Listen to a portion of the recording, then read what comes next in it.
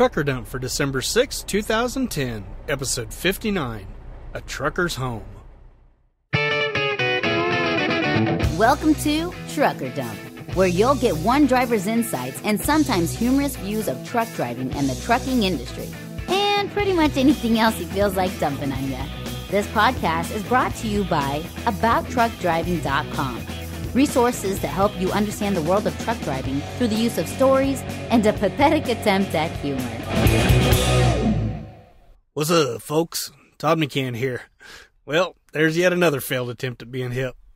So want to know what else makes me hip? Other than my good looks, my voice, and my fashion sense, of course. My home situation. Today's topic was conceived after a conversation with another driver, but I'll let the post give you the skinny on that. I call this one A Trucker's Home. And by the way, once we get to the comments section, you're going to start hearing some weird artifacts around my voice. That was caused by a truck who decided to pull up next to me. Yes, I'm in the middle of Oklahoma. Yes, there's nothing out here and I'm on a dead-end street. Did that matter? No, the guy parks right next to me. Hey, I did warn you this was going to happen now and then. Sorry. Anyway, on with it. I'm 42 years old, and the evil overlord has been 29 for several years now. We live with our parents. How pathetic is that? Well, according to many of the truckers I've spoken with, it's not pathetic at all. Well, at least it's not that uncommon anyway. I was reminded of this again yesterday when my company asked me to pick up a driver whose truck had broke down. He needed a lift home, and they needed me to rescue him and the load he'd been hauling. I'd be willing to bet that they were more concerned about the load than the driver. Carriers are family-oriented like that. I knew immediately that Clint was a non-smoker. If he'd been a puffer, all my stuff would have smelled like smoke, and it would have taken a week or two to fumigate my truck after the 4.5-hour trip to his house. I did, however, put my foot down when he tried to bring his 13-gallon trash can into my cab. That would be the one that was caked with skull spit. Oh. I was also grateful to discover that he wasn't one of those annoying drivers. That would have made it seem like an 8-hour trip. As we talked, and no, I didn't do all the talking, I discovered that Clint was an avid sportsman who loved hunting and fishing. Well, there's two things right off the bat that we don't have in common. I'm certain that I don't have the skill to shoot a fish or cast far enough to snag a deer. As the conversation progressed, I discovered that he was a 41-year-old single guy who'd never been married. After serving a couple of terms in the Navy, he got his CDL, that's a commercial driver's license, and moved home with his dad. His father had recently passed away after a nightmare called Alzheimer's disease. I asked him if he had moved in with his dad because of the Alzheimer's, to which he said, "No, he got that years later. I drive a truck. I'm never home. What the hell do I need a house for?" Good point. While it may be pathetic for most grown adults to live with their parents, I believe that truckers might be one of the exceptions. People with special needs, such as physical or mental disabilities, would be understandable too. Now that I think of it, a lot of truckers might qualify for the mental side of that. After the evil overlord and I got married, we moved to Dallas, where I attended the Art Institute. During that time, we rented an apartment and suffered through life as most poor, uneducated newlyweds do. They were some of the best years of our lives. Doesn't everybody say that? After graduation, we came back to Missouri and moved in with our parents until we could get our lives in order. We got into trucking after discovering that my degree was as worthless as a bartender at a lemonade stand. As truckers, we stayed out on the road for 3 weeks at a time. Many drivers stay out much longer than that. When we did get home, we were only there for 3 to 4 days at a time, so we never really saw the need to get a place of our own. Her parents were happy to see us when we got home, and they had an extra room to spare, so what the heck? Years later, we got the itch to own a home. Since we were making good money, we thought we'd build a house that we could enjoy when we finally quit trucking and came off the road. We built that beautiful house, but there was one big honking problem. We didn't see any immediate end to our trucking careers. I've got to tell you, it really sucked paying a large mortgage payment on a place that seemed to only be good for doing your laundry when you came off the road. It didn't take long before we sold it and moved back in with our parents. Fast forward to present day. The evil overlord is no longer driving. She quit for a while, then came back after a year and a half, and then quit again. Fickle woman. This time it's for good, though.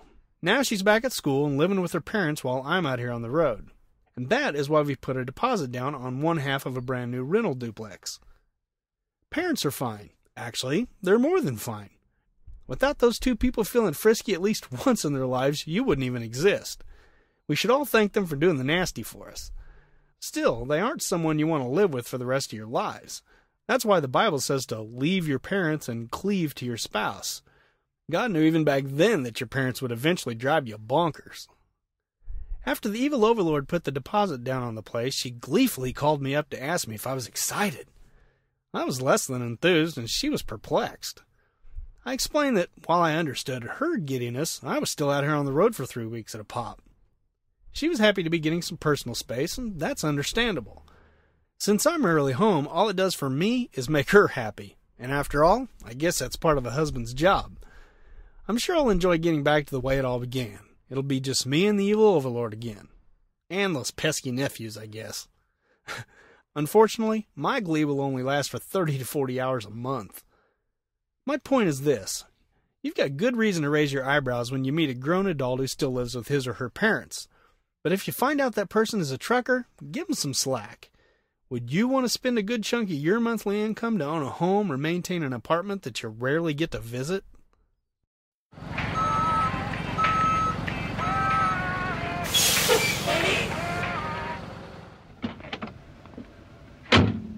Hey, yo, bud, where do you want this load of feedback?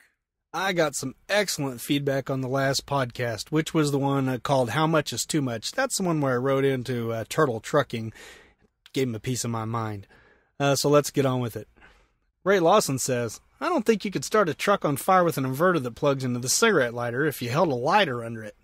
My guess is they don't want to pay the bill to get the truck jumped after someone leaves it running all night with the laptop on and the truck won't restart in the morning. Same for the cooking utensils.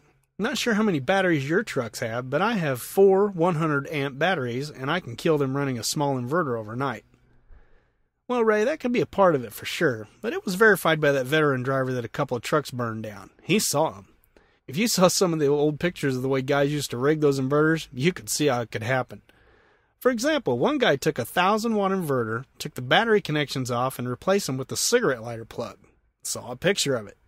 Another picture I saw was of an inverter installed in a glove compartment, and the guy had removed some of the casing and had about 20 things plugged into it. No exaggeration there. 20. No wonder they had problems. I'm guessing these guys left them on with everything plugged in and walked away, either into a truck stop or to go home. The thing is, if they just do the installation in their shop like every other carrier out there, they wouldn't be having these issues. I've worked for super big companies that had them installed in all their trucks and they never had any issues. As I said, it's always a couple of morons that screw it up for everyone. He wrote me back and said that's all true. The fastest way to burn a truck down is to improperly install a power inverter. Even though I know how to do it, I always have a shop install the inverter, and I always make sure they have an extra master fuse. The reason for not doing the work myself, it's much cheaper, well, yeah, of course, is so in the event of a fire I can prove to the insurance company that it was properly installed. My comment was only about the plug-in inverters under 350 watts, not being able to start a fire. Well, Ray, that's great advice for everyone, getting the shop to install it to cover your butt. I know what you mean about the small inverters. I think the cooking devices are the same. It would require some major stupidity to burn a truck down with one of those. Thanks for the follow-up, Ray. Helmet or Heels says, it sounds like Undercover Boss needs to get Turtle Trucking's owner, president, and CEO to do a show. It always amazes me when upper management gets into the trenches and sees how stupid a lot of their policies they create are. Sounds like Turtle Trucking could use a good dose of reality. Well, ain't that the truth? Although, many times the owner of a company have been drivers in the past.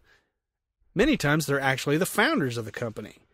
It's the middle managers that need a dose of reality. I'd be happy to offer my services. I'd even sleep on the floor of the cab for a week so they could have the bunk. Still, I don't see it happening. My old friend Andrea writes in, okay, Todd, we have to talk about dangling prepositions.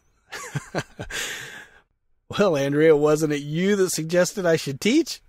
I guess you didn't mean English class, huh? Honestly, I wouldn't know a dangling preposition if it socked me in the nose. Clearly. Lisa Nowak says, Turtle Trucking, I love it. Great letter.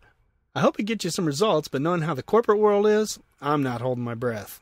Well, Lisa, please don't. I wouldn't want your suffocation on my conscience. I'm certainly not expecting any policy changes either. I'll be shocked if I even get an acknowledgement that they've received the letter. David Austin says, I like the way your letter got to the point of the issues, and like you, I wish that companies would put consideration into retaining the good drivers that they've got. I hope that this letter gets to the person or the people that you intended it for, and hopefully it makes a difference to make things better for you and your fellow drivers at the place you work. I'll keep my fingers crossed for you. Well, David, some drivers that I've talked to have had suspicions that they do this on purpose so that they can hire new drivers at a lower pay rate. Now, I don't know if I buy that, but you're right. It does seem that companies do more to draw new drivers in than they do to retain the ones they already have.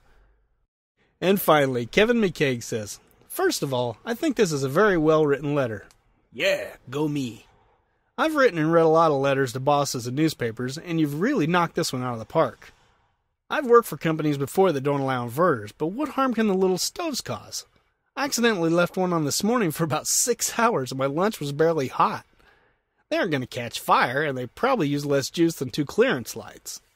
In the end, though, I honestly can't imagine walking away from a company that pays 3 cents per mile, or any real good salary for these reasons. I guess I'm not as bothered by all this stuff that bothers others.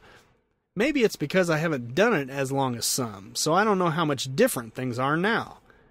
Turning in my truck when taking just 4 days off would bother me. I understand that as a company driver, they need to keep everything on the road when possible, and that I have no real right to object, but I hate coming back from my week's vacation to see this truck has been used by a slob who smokes. Most companies do this. Please keep us updated on your meeting with the corporate bigwigs. Maybe a career in upper management is in your future. Well, hey, Kevin, I appreciate you leaving the comment. You're right about the little stoves not being very dangerous. Mine will heat up a tin of soup in about 20 minutes, so it does get hot. I just doubt it could get hot enough to burn a truck to the ground. As a matter of fact, I told another driver the same thing and told him I was going to experiment with mine by throwing a piece of paper in it while it was still hot. He told me it wasn't necessary. He said he puts his Subway sandwiches wrapped in paper into his and leaves them for 30 to 45 minutes. When he pulls it out, the paper isn't even charred. I think that settles that. I think a lot of the things that I mentioned could be tolerated for short periods of time. Heck, that's what I'm doing now. But over the course of time, I believe it would wear on a driver. There are too many options out there. So drivers like me will move on, and new drivers won't even consider working for my company in the first place. I know that's true. Just think about how many of my friends on Twitter would choose to work for my company if they had an opportunity. I'd say exactly 0. The majority of drivers that ask me about my company don't have any interest in driving for them after I tell them about them. As for turning in the truck, the smoke issue is definitely part of the problem. In addition is the fact that our truck probably won't be waiting on us when we get back from our time off. I've talked to quite a few drivers who didn't have a truck waiting on them when they got back. Many of them had to wait up to a week before one was available. This extra week is unpaid. I just consider that unacceptable for any long-term driver. I know I wouldn't tolerate it. Again, really appreciate the insightful comment. And I hope that upper management thing was a joke, because I can't imagine a worse hell. Well, everyone, here's an update for you on that.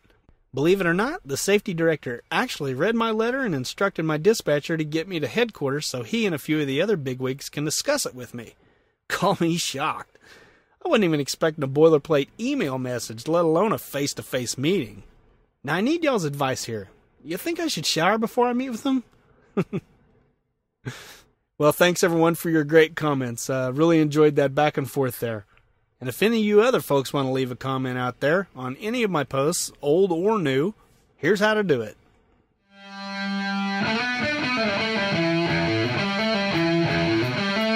So, is us not having a place of our own pathetic, or is this acceptable? Don't leave me hanging here, truckers. What do the rest of you truckers do about your living arrangements? Tell us all what you got to say by typing Truckers Home into the search bar at abouttruckdriving.com and leaving a comment. Or if you're too humiliated to admit that you live with your mom, you can email me at truckerdump@gmail.com. Of course, that doesn't mean you're safe from me reading it on the next podcast. You can also find me on Twitter, where I'm at Todd McCann. That's 2 D's, 2 C's, and 2 N's. Give me a shout over there. Unless you're a spam bot, of course. Then you can step in front of a giant steamroller. So until next time, drive safe and stay out of my way.